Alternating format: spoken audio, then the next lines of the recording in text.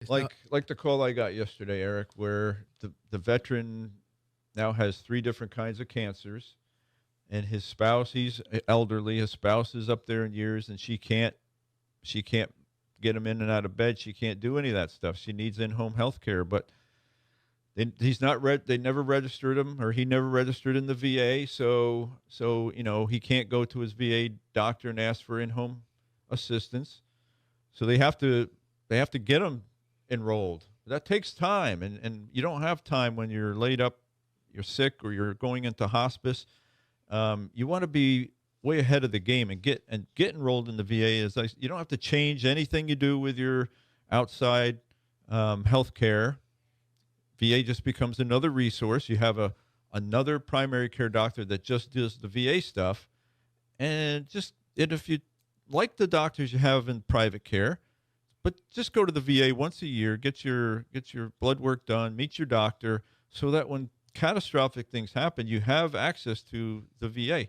And they need access to the VA now. So what she's going to have to do now, and she called me yesterday and this morning. She said I couldn't handle it. I had to have the ambulance bring him to the emergency room. So now the next step, and he's not registered, but what she can do is arrange for him to be transported to a VA medical center, and they can't turn him away. They'll get him enrolled, and they'll start the process of taking care of him. But you don't want to have to do it that way. You want to be prepared.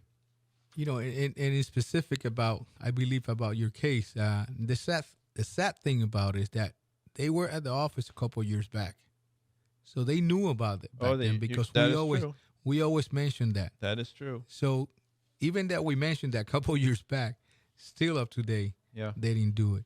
I mean, VA have, like you say, a lot of benefits out there.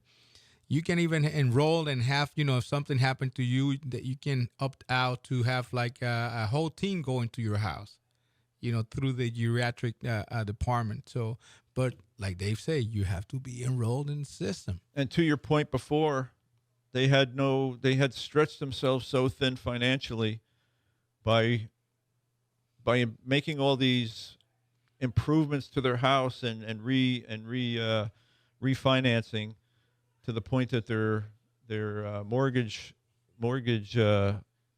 payment was so high that they had no money to help with in-home health care. So they were very dependent on what the VA can do, and the VA can't answer everybody's challenge in the snap of a finger.